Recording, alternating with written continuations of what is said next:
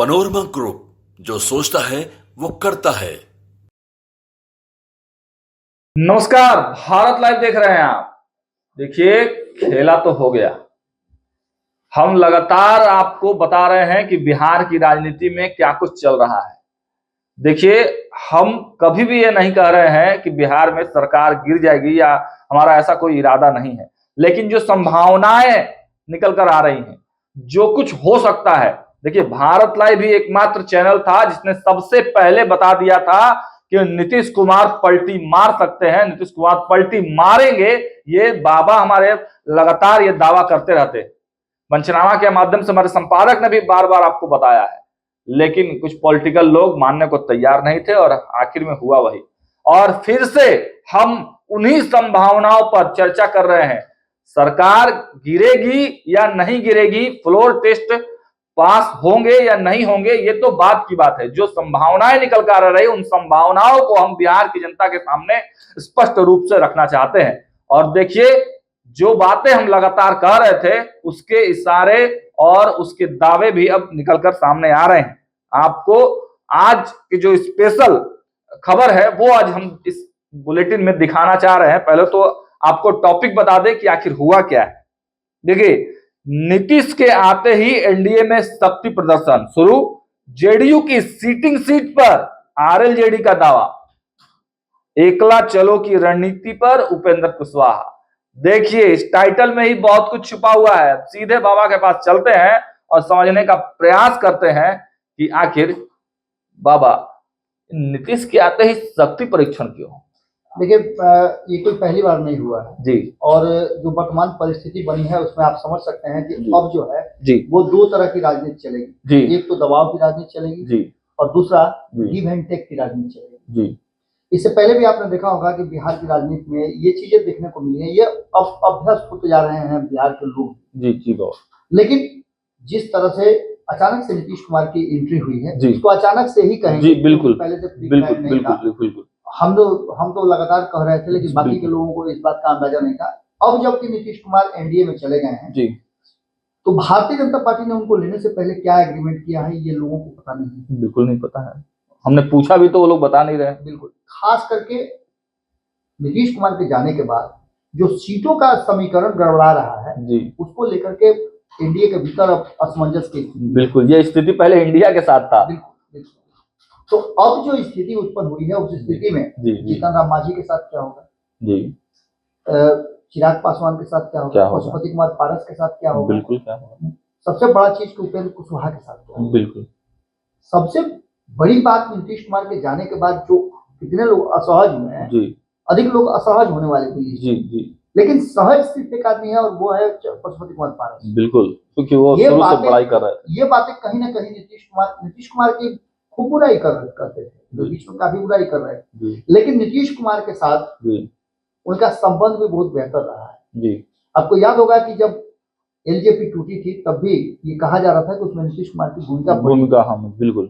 तो खैर, ये सारी बातों को लेकर के अब जो वर्तमान परिस्थिति बनी है, उसमें एक तरफ जहाँ चिराग पासवान को आपने देखा कि शक्ति प्रदर्शन लगातार कर रहे हैं जी, बिल्कुल। चिराग पासवान के बारे में एक और बड़ी खबर है जो हम आपको थोड़ी देर में बताएंगे, लेकिन सबसे पहले हम आपको बता दें कि उपेंद्र कुशवाहा ने जो अपना लक्ष्य निर्धारित किया था कि उन्हें 3 से 5 सीटें चाहिए, अब वो होता हुआ दिखाई नहीं दे रहा है।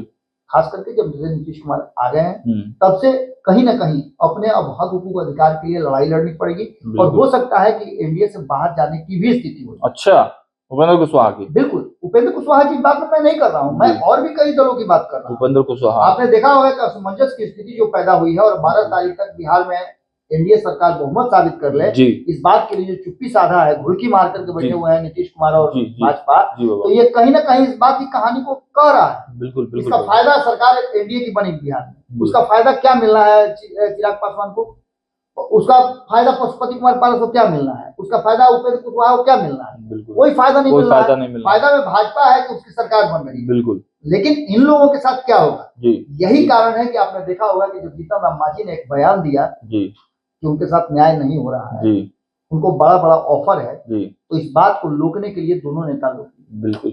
लेकिन उपेंद्र कुशवाहा अभी भी चूंकि जमीनी नेता है और राजनीति खूब अच्छी तरह से जानते हैं, नीतीश कुमार की राजनीति को भी उन्होंने बहुत करीब से देखा है और ये जाने जाते हैं ऐसे नेता के रूप में जो हमेशा पावर को कभी सेंटर नहीं बनाया है, अच्छा। बल्कि पावर छोड़ करके अपना पॉलिटिकल जो एजेंडा है उसको ज्यादा तवज्जो देते हैं। आपने देखा होगा कि इससे पहले भी मंत्रिमंडल में, केंद्रीय मंत्रिमंडल में से छोड़ करके वो नीतीश कुमार के जाने के कारण भारतीय जनता पार्टी का जो फैसला था उस फैसले से नाराज होकर के उन्होंने मंत्रिमंडल से इस्तीफा दिया था और ये कहा था कि नीतीश कुमार विश्वास के लायक नहीं है। और यही कहते हुए वहां से बाहर हुए थे। कहा था कि नीतीश कुमार जो केंद्रीय योजनाएं हैं उसे बिहार में लागू नहीं होने देंगे।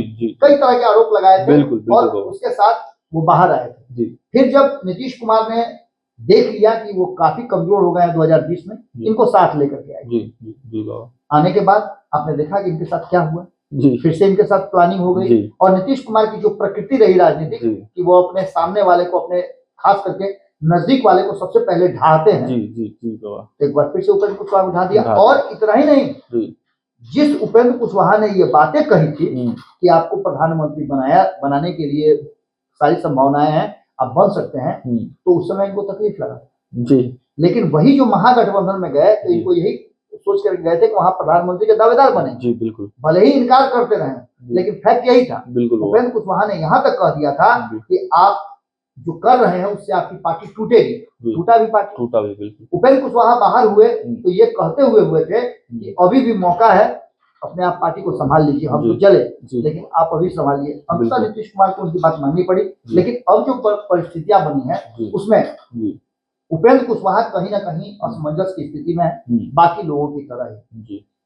वो अपना शक्ति प्रदर्शन शुरू कर चुके हैं और आज हमारी भी टीम वहां मौजूद है। सीतामढ़ी में जिस तरह से वो अपना शक्ति दिखा रहे हैं और उन्होंने एक सबसे महत्वपूर्ण बात कि जिस तरह से भारतीय जनता पार्टी के साथ नीतीश कुमार के आने के बाद जिन जिन सीटों पे से उंगली रखी है उसमें से अधिकांश सीटें 8 सीटों पे वो तैयारियां शुरू कर चुके हैं। अच्छा।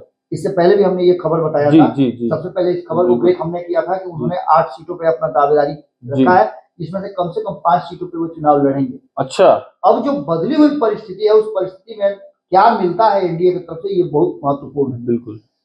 5 सीटें तो बाबा मुश्किल लग रहा है, संभावनाएं तो कम। यही मुश्किल तो लग रहा था 2019 में, लेकिन उनको मिला ना 5 सीट। महागठबंधन ने उन्हें 5 सीट दिया। उपेंद्र कुशवाहा को आप अंडर एस्टिमेट नहीं कर सकते। नीतीश की तरह ही वो भी मजे हुए राजनीतिज्ञ हैं और कब दाव कैसा खेलना है, हार जीत अलग चीज है, लेकिन एक नेता के रूप में नीतीश कुमार और के सामने अगर किसी को खड़ा करते हैं बिहार में तो लालू प्रसाद भी खड़ा नहीं होते हैं। अच्छा। लेकिन उपेंद्र कुशवाहा खड़ा होते हैं, क्योंकि नीतीश कुमार की राजनीति को हमेशा से अगर कोई पुड़िया बनाता है तो वो है उपेंद्र कुशवाहा। उनके सामने खड़े हैं, उन्हीं के वोट बैंक से आते भी हैं। बार बार कुशवाहा और कुर्मी समाज का, लौकू समाज का संख्या घटना, ये भी उनको, मेरी बात कई बार उनसे हुई है जिस पर उन्होंने चर्चा किया है कि नीतीश कुमार ने जिस तरह से चीजों को रखा है। मैं एक आंकड़ा आपको बता दूं कि अभी जो वर्तमान परिस्थिति है, जो आंकड़े हैं उसमें 2015 में कुर्मी समाज से 16 विधायक हुआ करते थे। अच्छा। आज मात्र 9 है। कुशवाहा समाज से 20 हुआ करते थे, वो आज 16 है। तो इसका मतलब है कि उन्होंने इस तरह भी, मेरे साथ बातचीत के दौरान मैंने पूछा था एक सवाल कि आपको क्या लगता है कि जो वर्तमान परिस्थितियां बनी है, बिखर करके लौकू समाज है, तो ऐसी स्थिति में बोले कि निश्चित रूप से कुशवाहा समाज को नीतीश कुमार जो बल नहीं दे रहे हैं, पावर नहीं दे रहे हैं, पावर सेंटर से उनको दूर रख रहे हैं, इसका खमियाजा भुगतना पड़ रहा है। वहीं उन्होंने ये भी बात बताया था कि पिछले चुनाव में कुशवाहा समाज के लोगों ने नीतीश कुमार से ज्यादा राष्ट्रीय जनता दल और अन्य दलों में टिकट भी मिला और जीत करके भी आए। तो ये सारी बातें हैं। अब जो वर्तमान परिस्थितियां बनी है उसमें खेल शुरू हो चुका है और इस खेल में जैसा कि आपने हेडलाइन में बताया भी कि उन्होंने खास करके उन सिटिंग सीटों पे अपनी उंगली रखी है, जिसमें से काराकट है, आपको पता है काराकट जदयू की सीट है। जहानाबाद की बात करें, जहानाबाद भी जदयू की सीट है। सीतामढ़ी की बात करें, सीतामढ़ी भी जदयू की सीट है, जहां आज वो उपेंद्र कुशवाहा रैली कर रहे हैं और इस रैली में उन्होंने, जो हमारे पास बातें आ रही हैं उसमें उन्होंने कहा कि अब जात पात से बाहर निकलना होगा, अगर नहीं जात पात से बाहर निकलते हैं तो आप ध्वस्त हो जाएंगे। हर समाज की जितनी जिसकी भागीदारी है, जितनी जिसकी संख्या है, उस हिसाब से उसको भागीदारी नहीं देंगे तो आप राजनीति नहीं कर पाएंगे, आप आगे नहीं कर पाएंगे। उन्होंने लालू प्रसाद पर हमला भी किया है और ये कहा है नीतीश कुमार को कि जिस 2005 में जिस कारण से आपने उस सरकार को पदच्युत किया था, हम सभी उसके आपके सहयोगी थे कि 15 साल के लालू राबड़ी शासन का खात्मा करना है, सब किसी ने आपका मदद किया था। लेकिन आप उसी गंगोत्री से होते हुए निकले थे, आप जाकर के नाले में, गंदे नाले में डूब गए। फिर उन्होंने ये भी बात कही है कि मैंने लालू प्रसाद से भी ये बात कही थी कि नीतीश कुमार एक बार फिर से आपको ठगेंगे, एक बार फिर आपसे धोखा देंगे, वो भी बात नजर आ गई। इसके साथ साथ उन्होंने कहा है कि नीतीश आए हैं एनडीए में तो हमें खुशी है, लेकिन नीतीश टिक के रहेंगे, नीतीश यहाँ आकर के अपना हंटर नहीं चलाएंगे, यानी कि नीतीश कुमार को इसमें अपना अहम छोड़ना होगा, अपना सीट छोड़ना होगा, और जो गठबंधन का स्वाभाविक स्वरूप है, जिसकी जो संख्या है उस हिसाब से अगर नहीं समझौता करते हैं तो निश्चित रूप से ये घाटा कहीं ना कहीं भारतीय जनता पार्टी को भी होगा।